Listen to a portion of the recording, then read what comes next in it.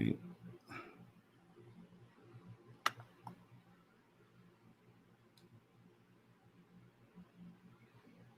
It says we're live, but don't worry about that.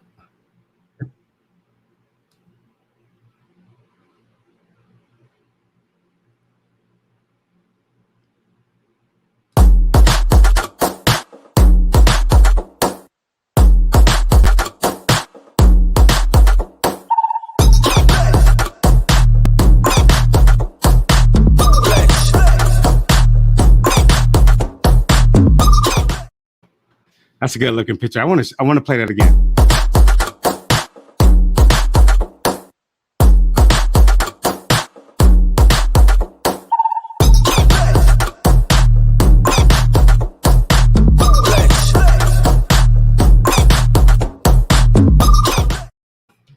Hey, welcome. This is Leaders Lead, the podcast. We have a special edition today. We're talking to James Layman. As you guys know, man, I bring people on this show. As you all know, I'm trying to work on that. As you all know, I bring people on this show that I'm deeply admired by. James has a special mission. His mission is leading the youth and teaching the youth how to be leaders. James is the director of student programs at, I always get it mixed up, the words. It's what, AWSL. AWSL. You want to talk a little bit about AWSL? Yeah, of course. First off, just so good to see you, my man. So good to see you. Yeah, so AWSL is the Association of Washington Student Leaders. So we're Washington State's student leadership, student programs organization. We're connected to our principals organization, AWSP, the Association of Washington School Principals. So we do a lot of the same work with our principals, and really, we're all about student engagement, student empowerment, and student voice. And yes, we work with a lot of tried but true student leaders, but we really work with everybody. So everybody's a leader, right? Yeah. Right. And so we really work with everybody, and we do camps and programs and workshops and trainings and just try to give a platform for students to be able to, like, I really see myself as a megaphone for student voice and a conduit to student voice. And so I see myself kind of as an agent for students and trying to augment their voice. So I got the best job ever. It's awesome. Oh, dude, I see it oozing out of you. You're passionate about your work, right? I mean, how can you not be? Like, I get to, like I said, I feel like it's a dream job, and I get to listen to and learn from the best minds in the world, which is students. And then I get to take that and I get to share that out. And then I get to listen to really cool adults who are also passionate about students and marry that to what I'm hearing from students. So I get the best of a little bit of everything. And so I get to be a teacher, I get to be an instructor, but most of all, I think I get to be a good listener and learner.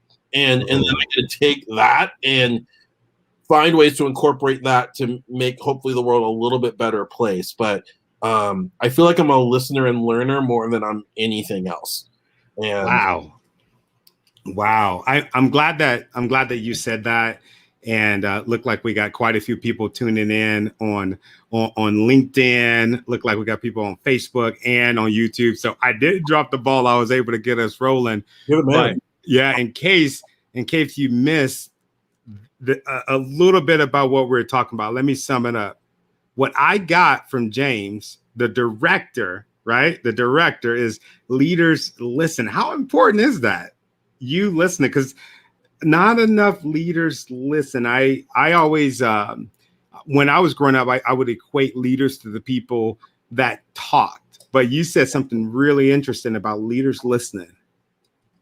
I like to like go through the world of, like, I don't know anything, right? And so I'm not an expert of anything, because when I work with people about their schools or their lived living circumstances or their school world or their human world. I'm not an expert of that, right? And so all I get to do is listen and soak that in, and then maybe provide another perspective to it, but I'm not the expert of it, right? They're the expert of it, whether that's a kindergartner telling me. I'm not an expert of kindergarten. I was in kindergarten almost 30 years ago. So listening to a kindergartner telling me about what life is like as a kindergartner right now, they're the expert, not me. And so I really feel like the biggest part of my job is listening and learning more over than anything else. Like, I think those are the top two pieces of my job. Wow, man, I'm super inspired by you, man. I before I even reached out to you and asked you to come on the show, man, I did a deep dive, man. All of my guests that come on, I don't necessarily say, oh man, I want to bring this person on the show. I'm like, man, I'm really intrigued by this person. I looked at there was a speech that you did, brother, and dude, it touched my heart just hearing your stories, the MLK speech. Yeah. And dude, it came right from the heart. It sounded like more of a conversation than a speech. Well, I don't like to say that I'm a keynote speaker just because I'm a conversationalist. Like, yeah. I'm a kid who talked a lot in school, right? And so, and I feel that speeches can be just somebody pontificating rather than let's just engage in dialogue. And if we can engage in dialogue, I always have learned better that way. And so that's sort of my approach. Let's just have a conversation. Like, I'm not a speaker. I'm just and that makes you an excellent speaker. I was listening, and dude, I was taking some notes, man. I love the way that you speak, bro. You're a speaker. I socialized too much. That was what a lot of my report card said, and me too. I mean, yeah, like it didn't work well for me in geometry talking too much, but now I can. I feel very blessed that I've lived a very cool life and good, bad, and everything in between. But I feel like there's a lot of parts of my life that are relatable to a lot of different people. And so having an opportunity to share some of that, I think, is a really cool thing. I'm not a speaker. I'm just James talking. Yeah. How cool is that? That the one thing that we probably got in trouble for as kids is something that we make a living doing now, dude. That is crazy just to think about it. But you know what? The cool thing, I remember my algebra teacher in high school. This is when I'm talking about you. She was one of the people who put socializes too much in class, but she always told me, she's like, "You're gonna make a living talking." Like, what? So, like, yes, you talk too much in my class, but somehow you're gonna turn this into something. So maybe you're going to be successful someplace out there, but maybe not in here. Yeah. Like, it's not going to help you with Pythagorean theorem, whatever that is. I still don't know, but I remember. I can't even say it. The way you said it was beautiful, brother. I can't even say it. I still don't know what it is. But like, she was always very, very much just like, but you're going to turn that into something. And my high school assistant principal, Mrs. Sorensen, her husband was the band director, so those two sort of like adopted me as their son in high school. There's a few times, I was in her office and we would just talk about, like, you got to channel this somewhere and somehow. And but they never let me think that I was bad. It was just like, you got to find your outlet. And so now I feel like in my job, I get to do that. That's awesome. Look like we got some comments coming in. Savor the flavor of the awesomeness in you, gents, for sharing your delectable thoughts with us today. I love that. I love that. I love that. Hey, we can make that the theme of this show. I like that. Your delectable thoughts, man. One thing that struck me out about you, and that's for a lot of people when they hear the show, Leaders Lead the podcast, I think that we're talking about metrics. I think that we're talking about how to get people to do stuff, right? But as far as I'm concerned, I believe that in order for you to be a leader, like externally, you have to be a leader within. And not only that, you have had to overcome some sort of adversity. And that's one thing about your story that I loved and I became obsessed with is the things that you went through in your life. And I'm just like, man, that is amazing. And I feel like a lot of emerging leaders, such as the students, such as just anybody, I believe that everybody can be a leader.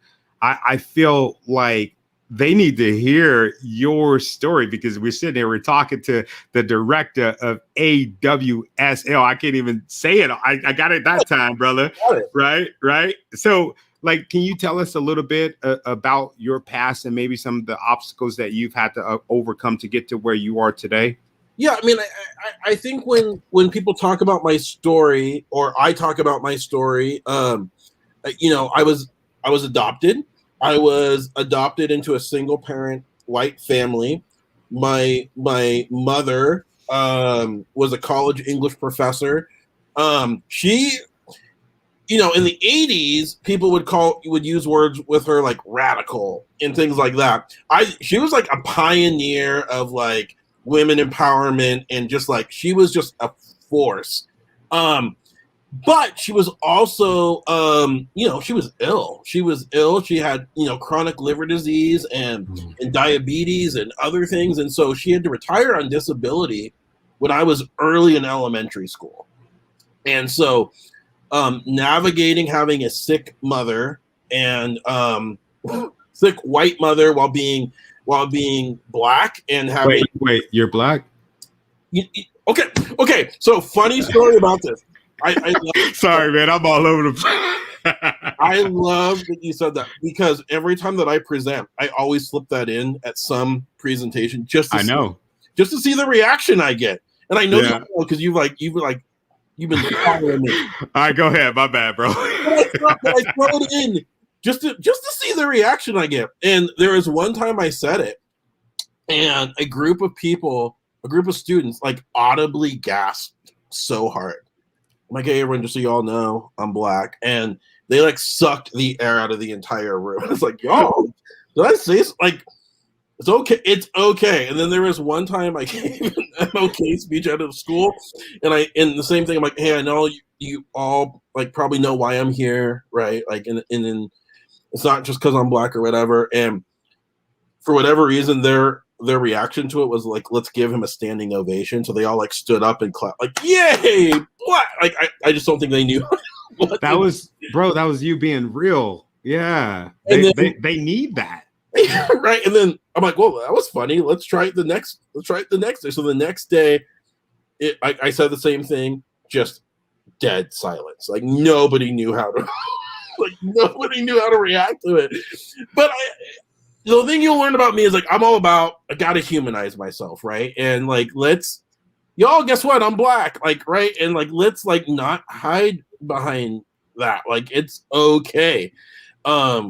But I think that's a part of my story. You know, I grew up with a white family, and my family is like, I love them. They're white. And, but that was like, so talking about being the black kid was always, you know, when my mom, when my grandmother, my uncles, my aunts would show up at the school, and yes, that's my mom. Yes, that's my grandmother. Yeah. Like you always have to explain it. Right. Yeah. And, yeah. They're looking around like, so what? Who is this, right? And then you got to explain the whole thing, and I mean, yeah, and it's just like how many other students have to explain their family dynamics every single time, or you know, when you're out and about with your family and people don't make the connection that this person I'm with, yes, this is my uncle, yes, this is my aunt, yes, this is my mom. You know, they would talk to them and they would talk, but they wouldn't make the connection that we're. And I'm 36 now. I know I don't look like over 19, but I'm 36 now, and it still happens when we're out. Yeah, man. I was gonna give you 21, bro. Oh, that's so kind of you. Very kind. But yeah, so you know, but the thing about my story is like I feel like I've had highs and lows, overcome things, have had those things, but I feel like everybody has. Mm. Right. And I'm a big believer in not comparing my struggles versus somebody else's struggles, because I feel like we compare way too much. And we've all got hard stuff. We've all got hard stuff. And what I've gone through, okay, yeah, like other people have had way worse, right? Or whatever. But that humanization that I've gone through stuff, you've gone through stuff, whoever's listening to this has gone through stuff, right? And we can humanize the fact that we've all gone through stuff. Like there's where the power is, and not comparing it. Wow. I love that. So when you're giving your speech and you're giving them the same dose that you're giving us, I'm pretty sure you have students that come up to you afterwards and ask you questions, probably all different colors, right? Mm-hmm, mm-hmm. Yeah. What are some of the questions that they ask you? I think, I don't think it's much of a question, but the number one thing that I love hearing, and I hear it a lot, is just specifically people who are in multiracial families or circumstances, and who never or don't often feel like their story is they don't have permission to share their story or that perspective. Or I get told all the time that I'm not black enough, whatever that means, and it's like, y'all, I'm black, right? But I get told that I'm not black enough, or I need to act a certain way or be a certain way, or I don't fit a certain mold, and so there's something wrong with me, or my lived experience, because of my lived experience, that I've not experienced certain things. And it's like, y'all, I've experienced everything you could possibly imagine. Whatever you conjure up as a black male that has a black male experience, I've experienced it. Like, we don't need to get into all, but I have, right? And so Yeah. I think the number one thing that I hear, which I love, is just when people feel connected to something that I've said, and how it tethers to something in their life. And what I really love is when people who look nothing like me, who in every metric are completely opposite of me, can come up and say, like, I connected with something that you said. Wow. That, to me, like, I love that more than anything, because it reminds me that we're all human. We're all human, and that anybody's story can connect to yours, and we got to find more connection points. Yeah, I love that. I love that you said that we're all human. I got a really good friend, Angela Vasquez, and that's her biggest thing. I'm here to remind people that we are all human. And I love that the way that you bring people and you connect people together, because when we're talking about race, right? We're talking about race. There's so many people, they're very, very, very loud about it. Yeah. And there's other people, they might say a little something, but then there's those other people that are very like quiet about it, because they don't feel like their voice matters. And I think, right or wrong, I've had 36 years of practice talking about it, right? Like, because and living it too, right? Yeah. My mom's white. Yes, my brother and sister are both black. No, we're not biologically related. Like, so I feel like since I could speak, I've been able to deconstruct it in a really accessible way. And you probably also study, like, I used to teach band, and so one of the things about me is, like, I don't like to overcomplicate things. I just don't. Like, I'm a very simplistic person, and so I don't like to overcomplicate things, and I oftentimes think we overcomplicate things just too much, and so way too much, and I don't. Yes, things are complex, but I don't think of the way that we need to approach them need to be as complex as we outwardly make things. Oh, that inspires me, bro, because you're speaking my language, because I'm one of those people, the way that my brain work is, I'm probably about 2 shades away from caveman. For me, it's either yes, no, go, stay, stop. But when we start complicating stuff with, all of these new like words and acronyms and like, and I know you got something to say about that as far as like the different languages that we speak. It kind of makes a communication barrier, I would think, and not just when we're talking about race, but when we're talking about at work, when we're talking about at home, right? Well, so here's I think one of our greatest achievements in the world is also one of our greatest detriments, which is the power of words, right? Like, because we are so good at like everything needs a title and everything needs a label and everything needs to be openly like explained, which is a really cool thing that we've provided language and context to everything. The problem with that is we've now got something for everything. And so I think one of the biggest fears that people have is, where did this word just magically come from? And we're on this constant treadmill of just like the world is constantly moving. And I feel like some people are like, I didn't even know I was on a treadmill. And like, where did these words just come from? And by the time that you learn it, something new has developed. And so there's constant fear of I'm behind. And so therefore I'm an inferior. Therefore something's wrong with me. Therefore I don't have permission to speak about these things because I don't know. Which I think is I feel like that is one of the big things that's happened specifically over the last year and a half. And I feel like one of the biggest disconnects we have as people is language and accessibility to language and feeling like we don't know what we're talking about. But when you just sit down and talk about things, people are like, oh, well, that makes sense. But we don't do that because we just throw hyperbola out there and expect people just to know. And I think specifically in the education system, we are horrible about that. We just throw new words out there. Wait a minute. You're in the education system. I am, and I'm saying we're guilty of it. I love it. I love it, brother. Us under the bus, 100%. We are so bad at just like, here's all these new words that everybody just magically needs to know. True story. Do you know what one of the big questions I ask schools is all the time? What's that? I say, what is school spirit?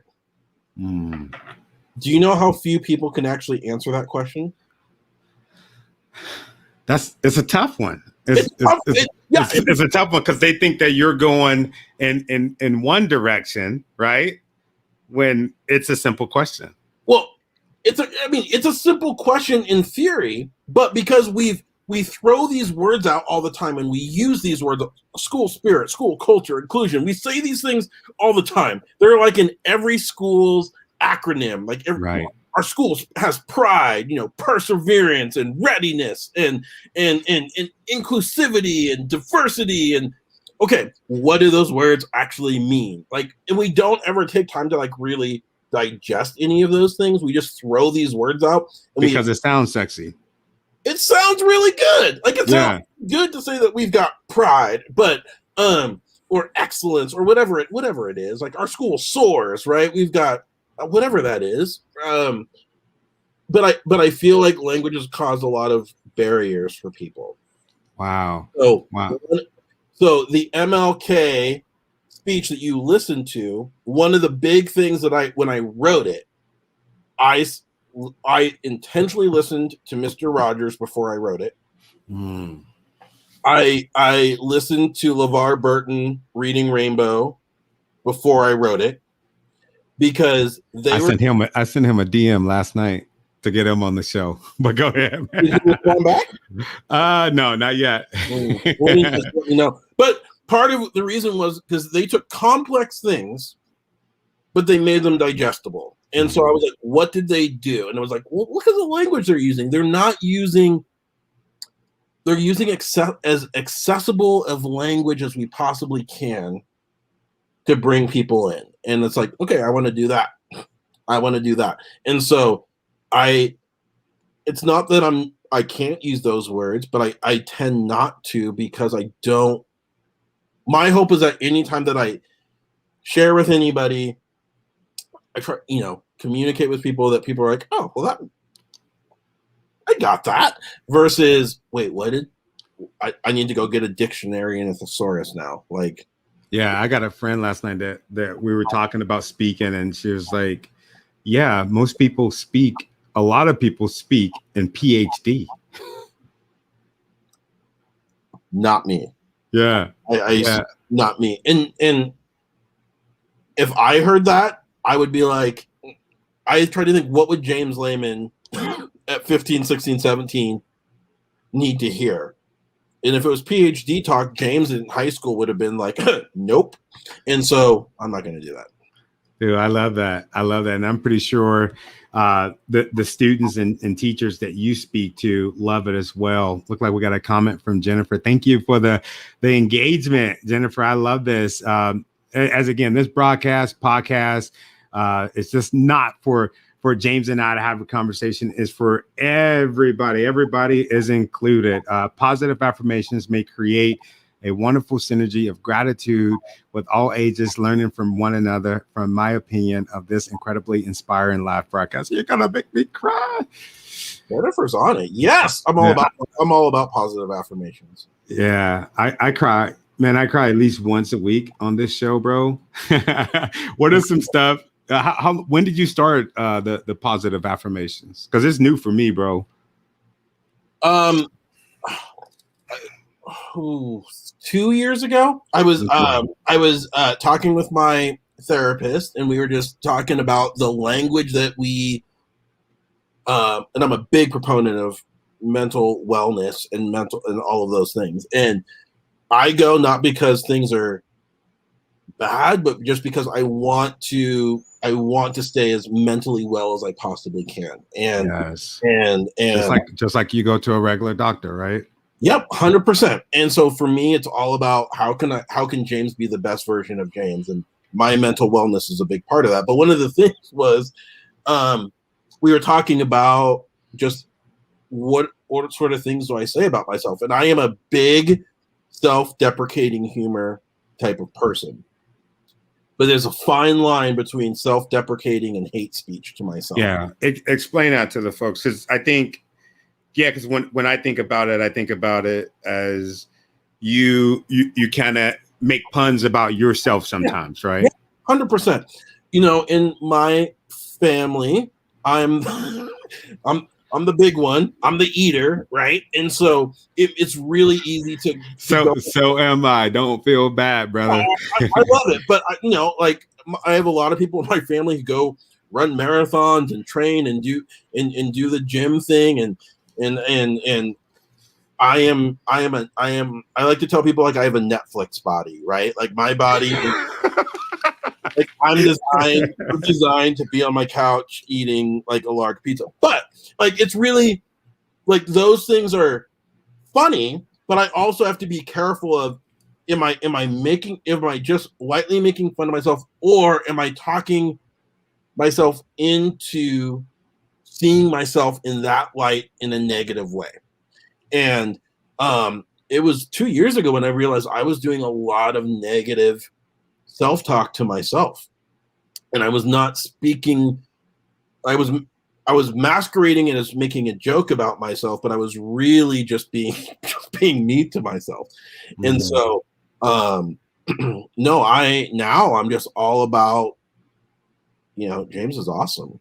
Like, I'm like, I'm pretty cool. I love that, man. I do the same thing, man. As I remember growing up as a kid, sometimes just looking at myself in the mirror, but always thinking about things that I could change, or that I should change.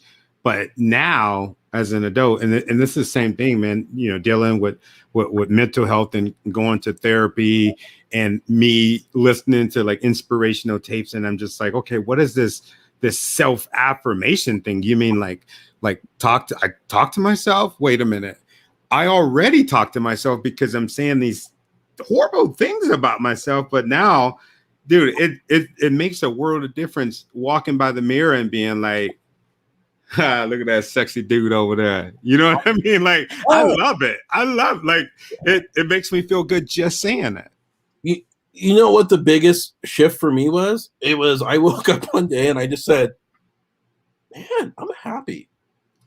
Like, and like I'm really happy. Like I love what I do. I love myself. Like I've got good friends. I got cool fit. Like my life is good.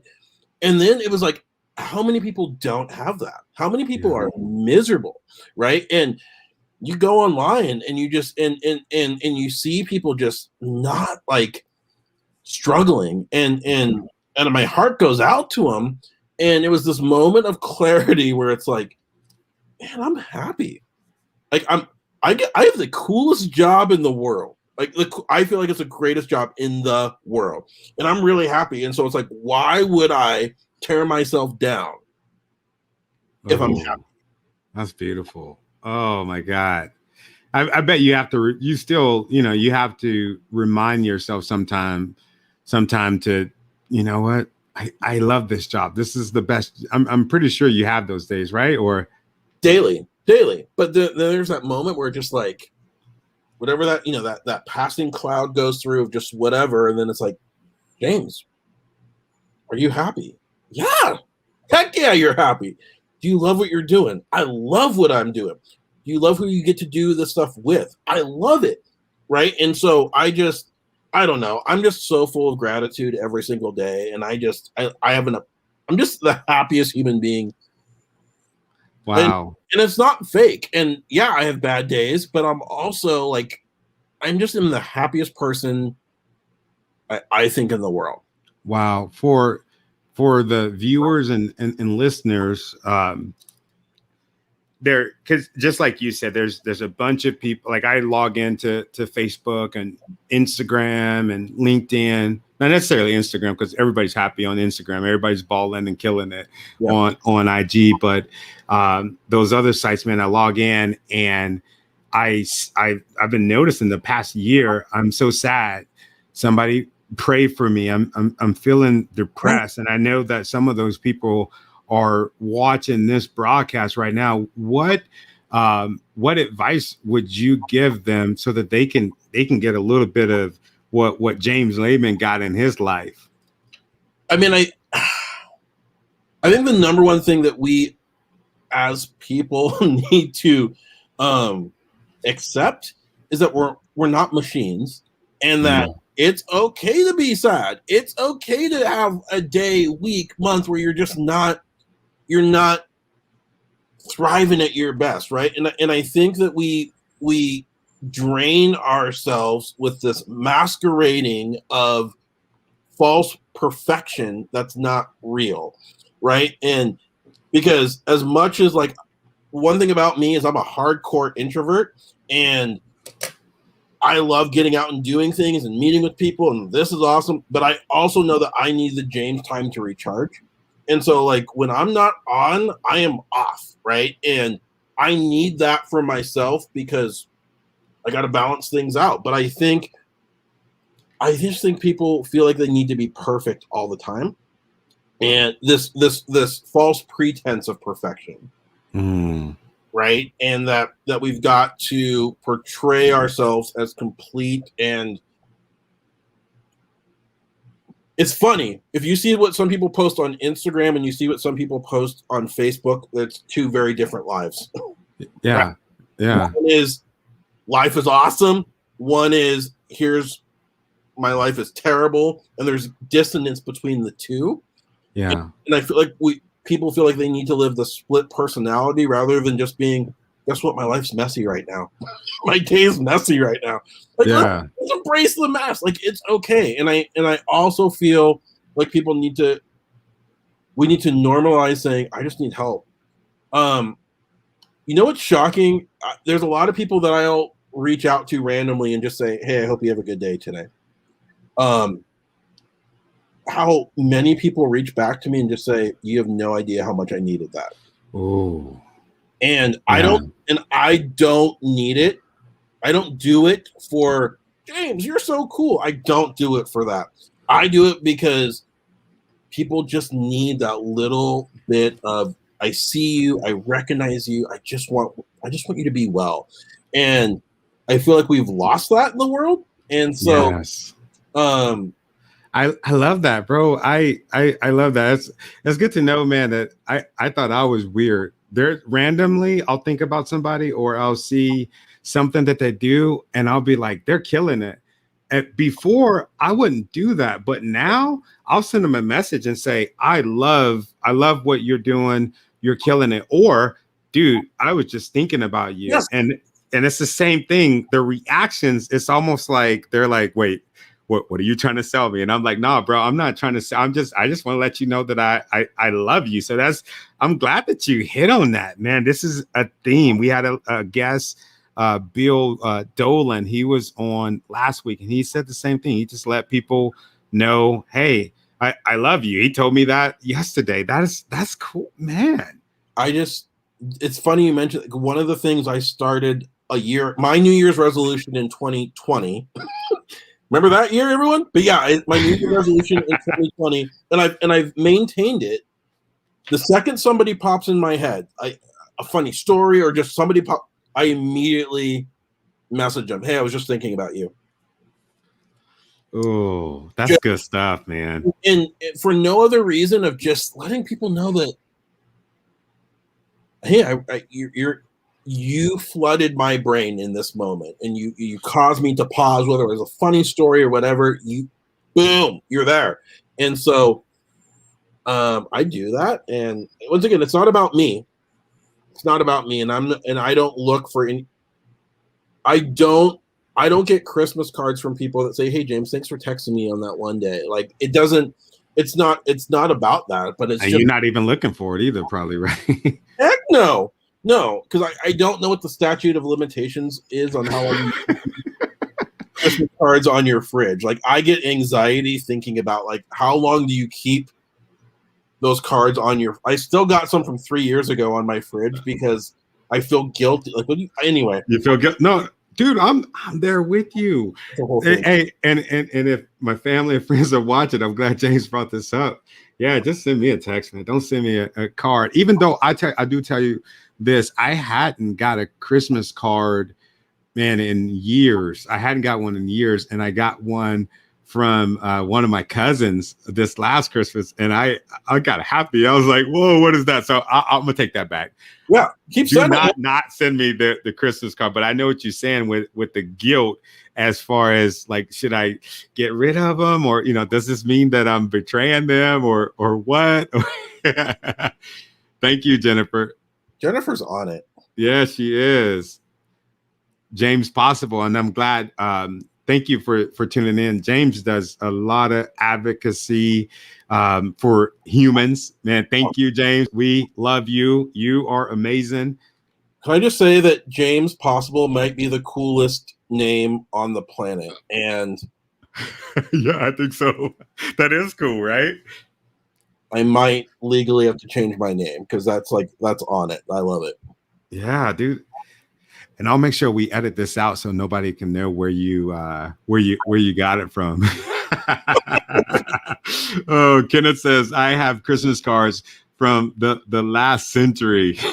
I think we all do, man. We all do. Mm-hmm. But yeah, man, this is so good. This is so good. I'm pretty sure everybody have a bunch of questions. We don't have James for too long. So if you got some questions for James, yeah, chime in. This is really good stuff.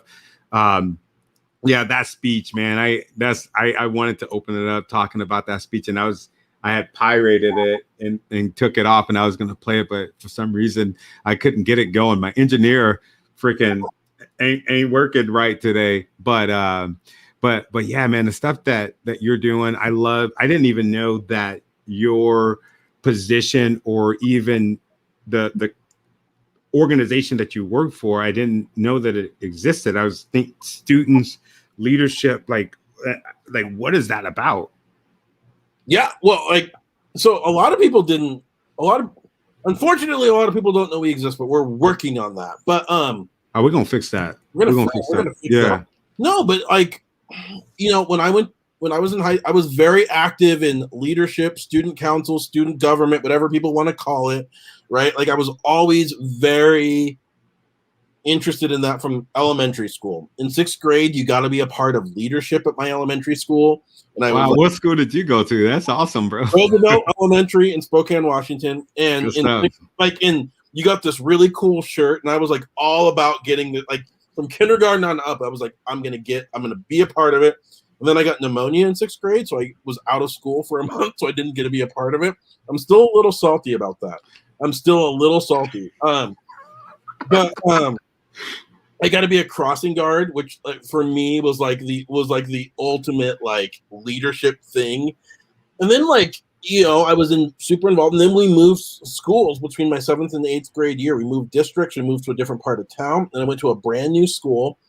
And my uncle, on the morning of my new school, like he said something that I'll never ever forget. He just said, "You're going to a new school. You get an opportunity to be who you want to be. This is a fresh start for you."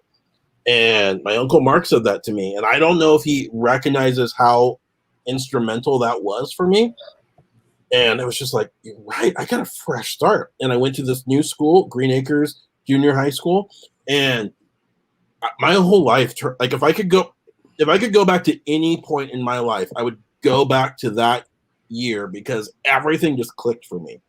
I felt more confident in who I was. I just was like, no, like I don't need to ask permission to be James. So did you have identity issues before? Yes. Yeah. I didn't know who James was. Is James the teacher's pet? Dude, I love you. Thank you for talking about this. Yeah. This is good stuff. I think we all suffer from this. Go ahead. Yeah. I didn't know who James was. I wasn't the athlete. And I mean this is not self-deprecating. This is me being 100% real. Like James didn't excel at one thing. I was never a prodigy at one thing. My sister, amazing runner, athlete, like naturally had that ability. Like she had James didn't have the one thing that I was really, really good at. And I think I really struggled with that throughout elementary into junior high. When I moved to that new school and my uncle said that thing to me in the morning, it was like, I can just be the best James. And I don't know if I had the foresight to use that sentence, but I knew internally like that's where I was at. And so I realized that I was funny. Because in elementary school, like I didn't know how to tap into that. But by middle school, junior high, I was like, oh, I'm kind of funny, right? And so got to tap into that, was class clown and became ASB president at a new school as the new kid, right? And I just think I settled into the groove of I can just be good at being James. And so like I was really involved in music. I was really involved in student government and leadership and all of that stuff. Went to college and was really like, I knew I wanted to be involved in education. So, okay, well, I'll be a teacher, right? And did the music thing and worked with band. But this leadership stuff was always like this guiding light in my life. Like it was always attached to me. And but how do you make that a job? Like, how do you do that full time? I no clue how to do that full time. So you want to talk about manifesting things. Like, this is why I love my life. 4 years ago,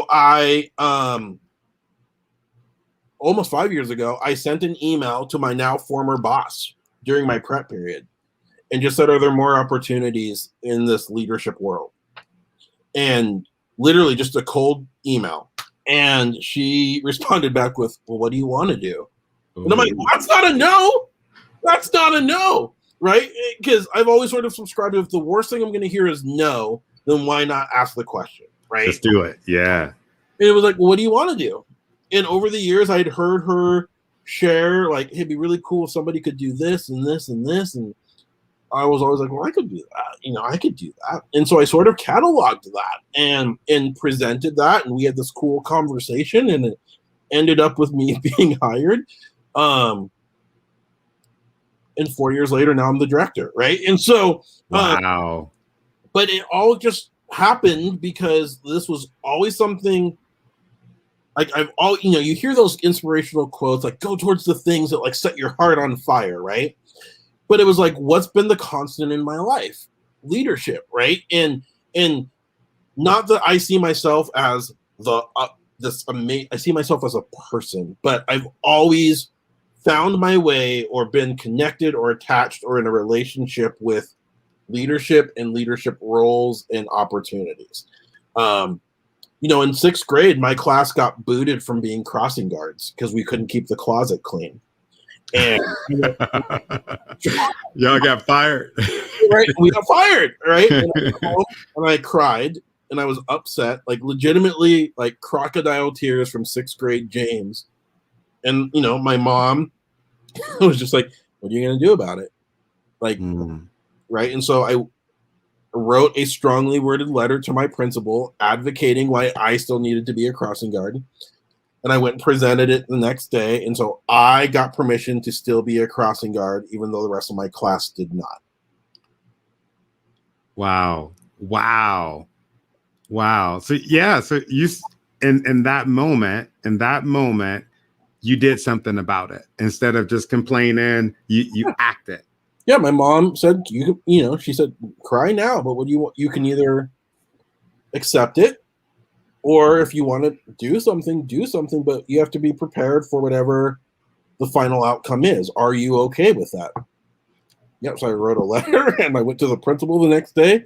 Okay, Mrs. Rust, I'm going to read you this letter. And I read her a letter about why I wanted to still be a crossing guard, which now saying it at 36 is like the nerdiest thing ever, but I own it. I really wanted to be a crossing guard. And that was a boss move, man.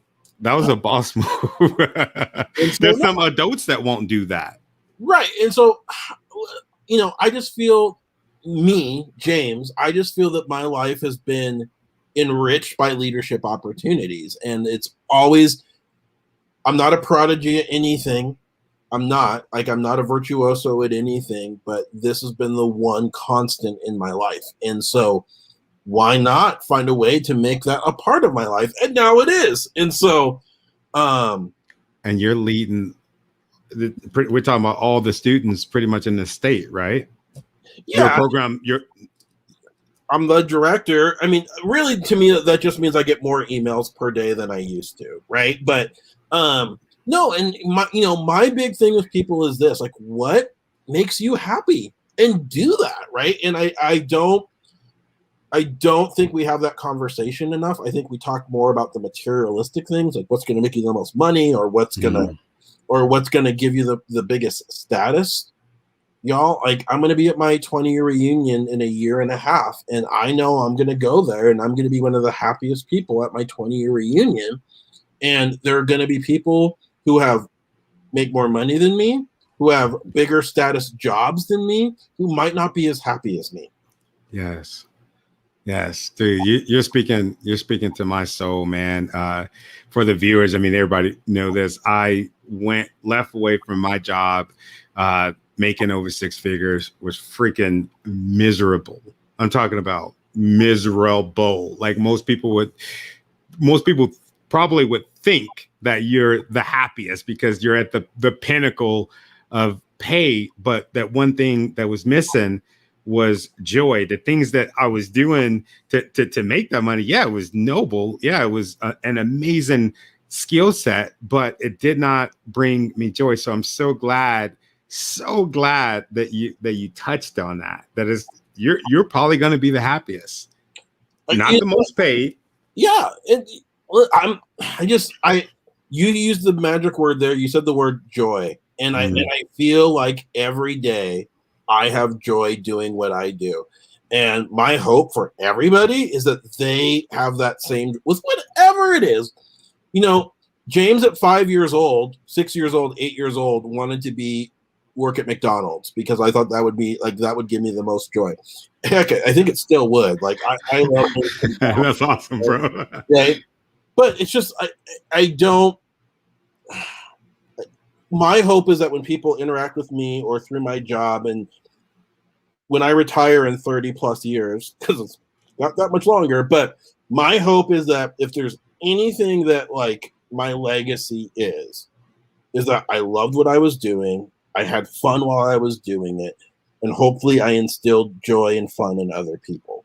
And if we learn along the way, awesome.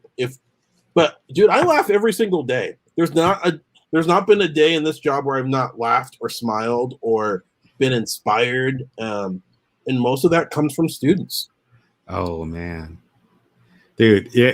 I think you're in the perfect role because you're leading other people to get to where you are. Can you imagine walking into establishments throughout our state and everybody having that same attitude that you have? Oh my God.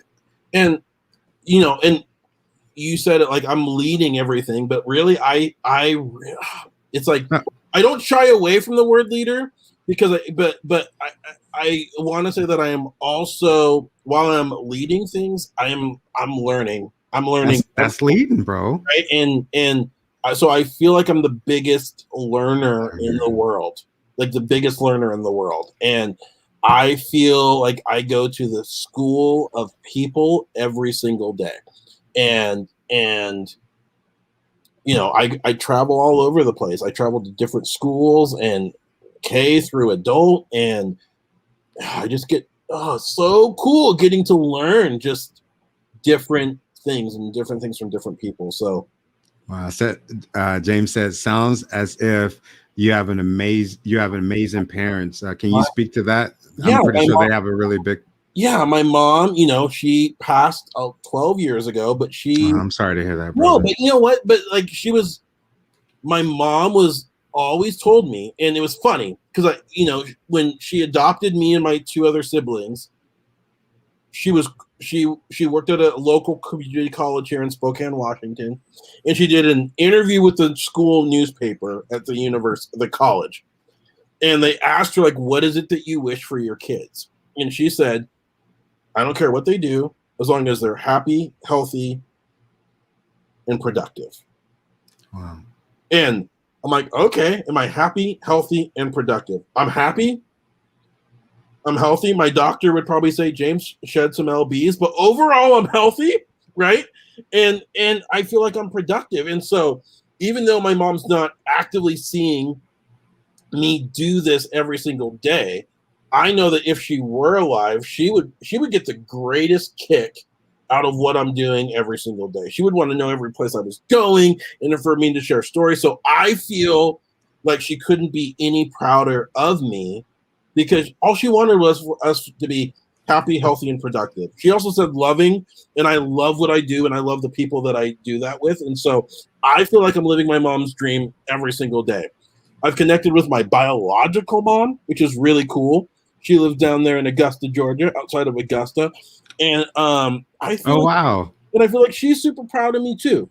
And my half sister lives in Everett, Washington, which is a weird twist of fate that she ended up. Both of us live in Washington State. Like, what are the odds? But I feel like she's proud of me. There's not a day that goes by where I don't feel like people are proud of me. Because the bar was set at being happy, healthy, and productive. Not James, go make $1 million. James, go own the biggest house on the block. Hey, James, go be happy, healthy, and productive. So that was the bar. And I feel like I'm doing that every single day. So I think that's where we should all like tell our kids is exactly what your mom told you, because to me, that's life. As a 38-year-old man right now, dude, that's what I wake up thinking about. That's what I want to run towards is that happy, productive. You know what I mean? Well, just, I just, when I found that article that they were quoting, like, what do you want for your kids? And what do you want for your kids? And it was like, this wasn't, I was 3, my brother was 2, my sister was, just like an infant. And those are my mom's words, being happy, healthy, and productive. And I was just like, yeah, I'm going to savor that flavor. See, I'm going to use it right? For me, like, that was the bar. And, before my mom died, I was in college and I was going through that nebulous phase of like, what do I want to do with my life? What do I want to do with my life? What do I want to do? What do I want to do? And it's like, yeah, I want to be a teacher, but things just weren't jiving. And, my mom told me, was like, James, you know what I miss right now? And I'm like, what? She's like, I miss your smile. I missed your smile. You somewhere along the line, you lost your smile and you need to go find it. And I was just like, wow, like that's deep, right? And so one of the things now, you talk about the positive self-talk earlier. Every time I catch a glimpse of myself smiling, it like warms my heart because those were her words to me. Oh man. At some point that, hey man, you've somewhere along the line, you lost your smile. You got to go find it. And now in this job, what I'm doing now, I smile every single day. Every single day. Like the biggest smile. You can't take the smile off my face, right? And so how do I know that I'm doing what I'm supposed to do? Because I'm smiling and so I feel like I'm manifesting all of those things that were wished for me. Oh. Dude, that's good. I'm sure. I don't know her, didn't know her, but I'm sure she is freaking proud of you, dude. Well, how could she not? Oh man, that is awesome. Just kidding, Mom. No, but no, she would have been. I think she would have gotten such a joy and kick out of what I'm doing right now, and she would have absolutely loved it.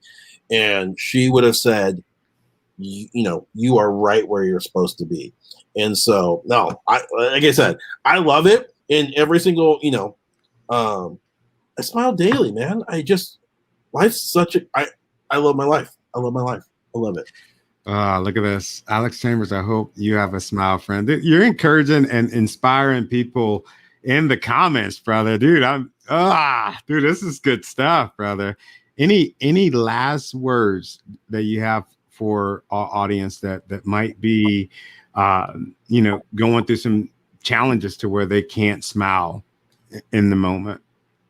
I live by this motto and mantra that I take what I do seriously, but I don't take myself seriously. and I feel like we need to exhale a little bit and just learn to just be and not be for anybody else, but just be. And one of the best things, I don't take myself seriously. I just don't. I take what I do very seriously, but I don't take myself seriously in the process of that. And I just remember that I'm a human and I'm gonna screw up and I'm gonna make flubs and I'm not perfect, but am I happy, right? And doing things that make me happy every single day, whether that's listening to your podcast, my friend, makes me really happy, right? Whether that's eating food that makes me happy, right? And maybe not as much as I should. Maybe I should. Hey, nothing wrong. Hey, if it make you happy, brother. You know what? Like I in my phone, I have a James I love list, and it's the things that make me super, super happy, right? And I have full disclosure in my phone. I have a folder of it's just called love, and it's things that I love in my phone. So those moments that I just need that quick jolt and that quick pick me up, I either look at my I love list or I look at these pictures of things. And true story, McDonald's fries is in that. You're a funny dude, man. I wish I was being like, oh, I've got all these deep motivational quotes and things that make me just really. I got McDonald's fries. I've got, I got pictures of friends. I've got just things like that, and just we got to just not take ourselves so seriously, and I think that's one of the biggest things. We just got to exhale, got to laugh, we got to just love ourselves a little bit more. Wow, yeah. James said it at the same time I said it. Yeah, dude. This has been a freaking honor. I'm so inspired by you, brother, man. I appreciate you so much for spending almost a whole hour with us on the Friday. I know you got a lot going on in life, man. I want to tell you thank you, man, from the bottom of my heart. I can tell that our viewers enjoyed this. And if you're listening to Tony Taylor Inspires on the podcast platform, I know you're enjoying it too. So thank you, bro. Well, I'm just gonna say this. In the world, I think we got to practice gratitude, and I think we also just got to, when we see awesomeness in somebody, we got to like shout it out and share it out. You and I have spoken on the phone one time, and through that we've connected like in other ways. But man, you are just like one of the greatest people I've ever met in my entire life, and your ability to see and recognize people is such a gift. And we're like best friends now, right? And so, I don't send Christmas cards, but if I did, just because you can send me a Christmas card, bro. I'll send you one. Can send me one. You can send me one. But no, I just want to say you're just such an awesome human being, and yeah, just I can't thank you enough for being the awesome person that you are. And oh, thank you, man. I appreciate. I receive it, bro. You make me happy. Oh man, you're about to make me freaking cry, man. Good. I'm not supposed to cry today. It's Friday. Friday night. Thank you, man. I'm gonna close us out. Hang out in my fancy green room, man, and let's chop it up in a second. All right, brother. All right. Thank you so much. Ooh, that was good stuff, man. That was good stuff. Some of the takeaways that I got from James and James's story. I mean, born out of adversity, went through adversity. He grew through what he was going through. Such a positive person. That does not mean that he is not without flaws, that he is not without trouble, that he is not without heartache, but he makes a choice, right? The same choice that you have every single day. You have a choice, like James, to wake up. Tell yourself you love yourself. Don't say things that go against you, right? You can tell the truth. Yeah, maybe I gained some pounds, but you know what? I'm still beautiful. I'm still sexy, right? I'm losing my hair, but you know what? I got a beautiful bald head, right? You can tell yourself that stuff. That stuff is so important. Joy is so infectious. I know that you've been infected with joy this afternoon, and I appreciate you.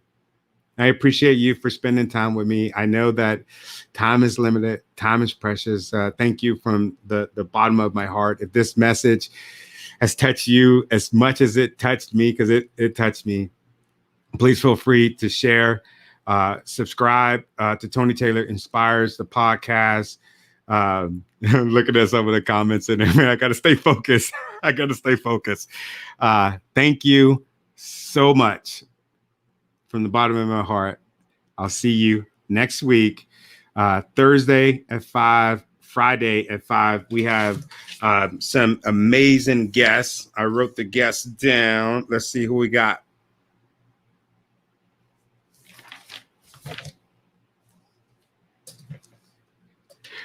I'll tell y'all later.